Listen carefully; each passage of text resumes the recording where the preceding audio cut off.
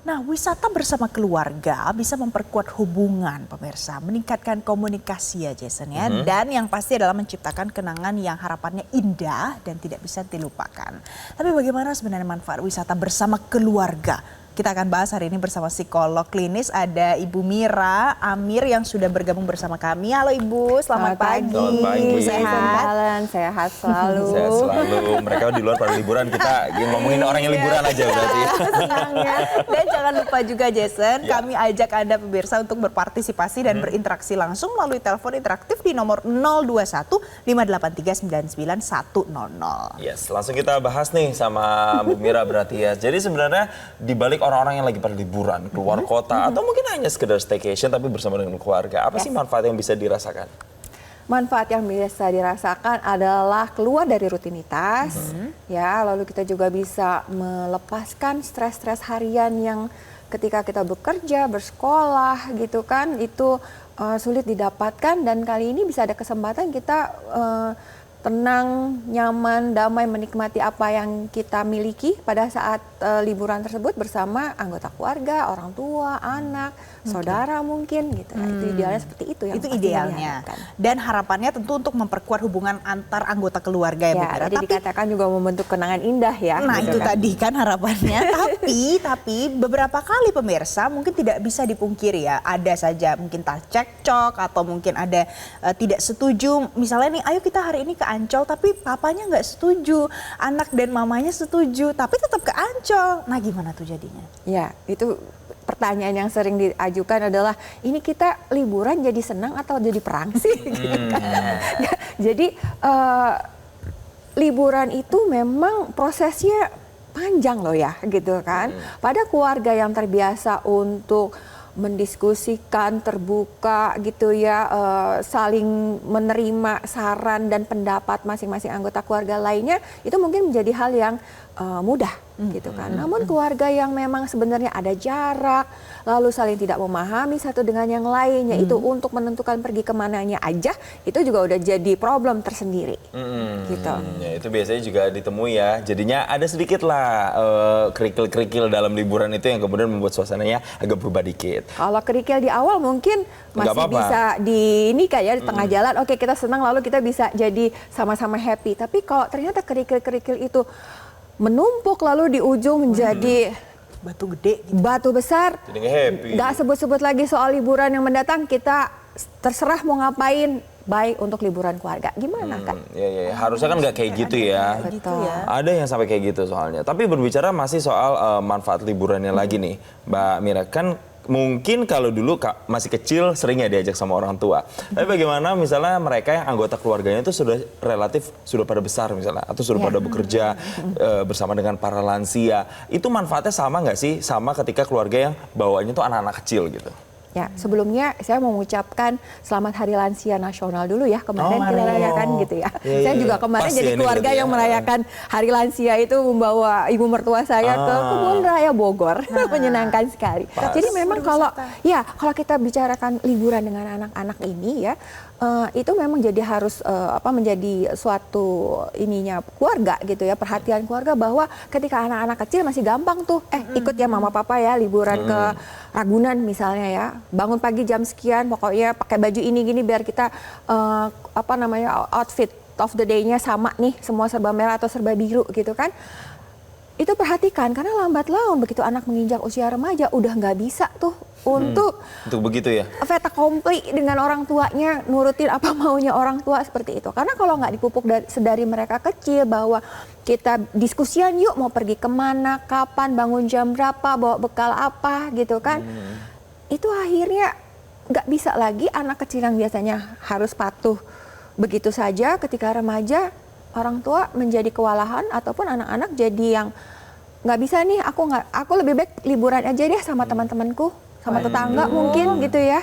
daripada pergi sama mama papa gitu kan. Nah, itu karena dia nanti akan berubah seiring berjalannya waktu gitu Betul. ya. Oke. Nah, tadi kita sudah bahas ya Jason, pemirsa, kalau macam-macam ternyata nanti dampaknya apa kalau liburan bersama keluarga. Tapi saya mau ajak Anda juga pemirsa karena sekarang kita lagi long weekend Jason. Pasti di beberapa tempat wisata ataupun di kampung halaman itu mulai ramai sekarang ini. Akibatnya sejumlah jalur utama mengalami peningkatan volume kendaraan sejak pagi hari tadi. Nah, Metro TV memantau kondisi terkini dari berbagai wilayah. Untuk informasi terkini, kami ajak Anda kita lihat dan bergabung dengan Fania Liu dari kawasan Puncak Bogor, ada Syaifal dari kawasan wisata Lembang Bandung, dan juga Nuzul Nugraheni dari kawasan Malioboro Yogyakarta. Ini macam-macam ya, dari Jakarta, Bandung sampai dengan Yogyakarta. Kita mulai dari Simpang Gadok, kawasan Puncak Bogor terlebih dahulu ya. Ada Fania di sana. Selamat pagi Fania, bagaimana pantauan liburan di tempat Anda melaporkan saat ini? Ya, selamat pagi Jason, Valen juga permisa. Ya, memang benar hari ini mengingat adanya long weekend atau libur panjang dan juga cuti bersama. Saat ini di kawasan Simpang Gadok, Satlantas Polres Bogor ini telah menerapkan sejumlah sistem rekayasa lalu lintas, mulai dari adanya penerapan sistem ganjil genap dari arah Jakarta sampai dengan Puncak, dan juga adanya penerapan sistem kontraflow. Untuk penerapan sistem ganjil genap sendiri ini sudah diberlakukan sejak pukul 6 tadi dari arah Jakarta menuju ke arah Puncak. Dan untuk kontraflow sendiri ini diberlakukan dari arah gerbang tol exit Ciawi sampai dengan kilometer 46. Tadi kami sempat berbincang dengan Kasat Lantas Polres Bogor yakni Ibtu Ardian. Ia mengatakan bahwa untuk sistem one way nantinya dari arah Puncak menuju Jakarta ini juga akan diberlakukan usai sholat Jumat atau sekitar pukul 13 waktu Indonesia Barat. Dan Jason, Valen, dan juga permisa, jadi jikalau saya bisa gambarkan kepada Anda terkait dengan kepadatan kendaraan yang ada di sini, bahwa tadi Ibtu Ardian sudah mengatakan ada sekitar 5.000 kendaraan yang melintasi kawasan ini. Oleh karena itu pihaknya ini telah mengerahkan 195 tim gabungan untuk menjaga kawasan di daerah ini, seperti ada Satlantas Polres yang terdiri atas 120 personil, lalu ada 30 personil Samapta dan juga 51 KBO Satlantas Polres Bogor. Dan tadi Ibtu Ardian ini menghimbau untuk para masyarakat yang ingin melintasi kawasan dari Jakarta menuju ke Puncak ini untuk menggunakan plat kendaraan yang sesuai, karena memang mengingat pagi ini telah diterapkan sistem ganjil genap. Sementara itu, informasi yang dapat saya sampaikan kembali kepada Anda di studio. Baik, dari Fania Liu saya mau ajak Anda pemirsa kita pindah ke Saifal. Ini Saifal di wisata Lembang Bandung. Saifal, selamat pagi. Jadi kalau di tempat Anda bagaimana? Apakah sudah ramai? Ya, Valen, Jason, dan juga pemirsa, memang sejak pagi tadi para wisatawan ini sudah mulai menyerbu kawasan wisata Lembang. Jika pagi tadi itu hanya sekitar puluhan, namun saat ini itu kendaraan sudah mulai ramai menuju kawasan wisata Lembang ini. Dan di belakang saya, tepatnya di samping kiri saya ini, memang kendaraan yang memarkirkan atau yang berkunjung di tempat wisata tempat saya melaporkan saat ini, yaitu di Gritasi Afrika, ini sudah mulai hampir memenuhi tempat parkiran kendaraan roda 4 yang ada di sini. Dan juga memang para wisatawan atau kendaraan pun ini sudah mulai memadati kawasan ini, dan dapat kita lihat memang para wisatawan ini tidak hanya menggunakan kendaraan pribadi, namun berdasarkan pantauan sejak pagi tadi memang para wisatawan ini banyak yang menggunakan bis seperti itu. Mereka mengunjungi wisata di kawasan Lembang ini dengan menggunakan bis atau bersama-sama. Berdasarkan perbincangan kami dengan pengelola wisata di tempat saya melaporkan saat ini, memang kemacetan atau kepadatan ini belajar dari hari sebelumnya atau hari kemarin itu akan terjadi pada pukul 11, 12 dan seterusnya. Untuk saat ini memang baru didominasi oleh kendaraan roda 2, sesedikit kemudian kendaraan roda 4 dan juga kendaraan bis seperti itu, karena banyak yang datang ke tempat wisata ini untuk menghabiskan waktu libur cuti bersamanya dengan rombongan begitu, Valen dan Jason. Baik, kalau tadi sudah ramai juga di sana, kita akan pindah lagi ke Sabago yang berada di Yogyakarta. Oh, Nuzul. Oke. Salah. Oke, kita ke Nuzul ya. Nuzul, bagaimana suasana liburan di sana? Ya, Jason dan Valen, untuk suasana di pagi hari ini di momen libur panjang di kawasan Malioboro, Yogyakarta, mulai dari Tugu, Yogyakarta hingga Jalan Malioboro ini sudah terlihat ramai wisatawan. Bahkan sejak pagi tadi di sekitar Tugu, Yogyakarta ini ramai dikunjungi wisatawan yang sedang asik berolahraga begitu. Jadi wisatawan yang sedang berlibur di Yogyakarta ini ingin menikmati atau memanfaatkan waktunya begitu berlibur dan berolahraga. Jadi tadi ada yang jogging, ada yang berjalan santai maupun ada yang bersepeda. Nah, menariknya di sekitar Tugu Yogyakarta tadi juga ada komunitas fotografer begitu yang memanfaatkan momen untuk memotret para wisatawan yang sedang berolahraga. Dan wisatawan sendiri ini yang sedang berolahraga di sekitar Tugu Yogyakarta ini juga tidak meninggalkan momennya begitu untuk mengabadikan momen untuk bersuah foto, yakni dengan berlatar belakang Tugu Yogyakarta yang menjadi identik atau ciri khas kota Yogyakarta sendiri. Dan tidak hanya di sekitar Tugu Yogyakarta, di kawasan Malioboro atau di sepanjang Jalan Malioboro, sejak pagi tadi sudah mulai ramai berdatangan wisatawan. Dan hingga saat ini juga wisatawan yang datang juga sudah mulai menyerbu kawasan Malioboro, Yogyakarta. Nah, kedatangan para wisatawan ini terlihat sejak kemarin sore begitu yang sudah ramai berdatangan di Malioboro. Dan untuk kepadatan lalu lintas kendaraan yang akan masuk ke kawasan Malioboro sendiri ini juga kemarin sore itu juga sudah terlihat padat merayap, dan saat ini juga sudah terlihat kendaraan yang melintas juga sudah mulai ramai melintasi kawasan Malioboro. Kemudian untuk prediksi jumlah peningkatan wisatawan yang akan masuk ke kawasan Malioboro sendiri ini diprediksi akan mulai terus mengalami peningkatan hingga akhir pekan nanti.